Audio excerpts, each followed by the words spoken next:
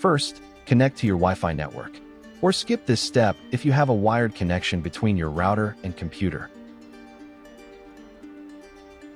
Open a web browser and go to the address you see on the screen.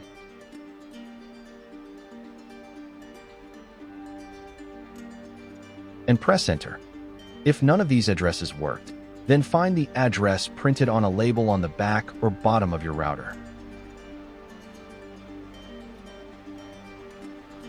If this address also did not work, then watch my other video where I show how to find the correct IP address of the router and then return to this video. All links are in the description. After entering the correct address, you will be taken to the login page.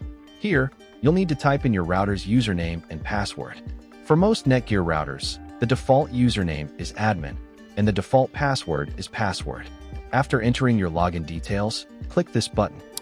If these details do not work, then find the default information on the label on the back or bottom of your router.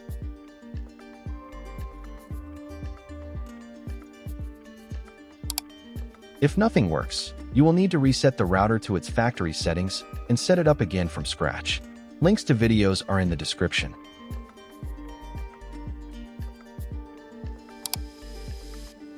While waiting for the admin panel, I recommend the best VPN service on the market, NordVPN. It gives you secure access to all restricted content and websites worldwide. Use the link below for a 70% discount on your first month. Try NordVPN risk-free with a 30-day money-back guarantee. Done. You are now in the router's admin panel. Go to the Advanced tab. And here on the main page, click the Reboot button. Confirm your choice.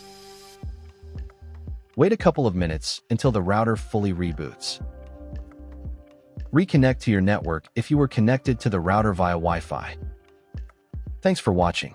Don't forget to secure your connection with NordVPN using the link in the description for that 70% discount.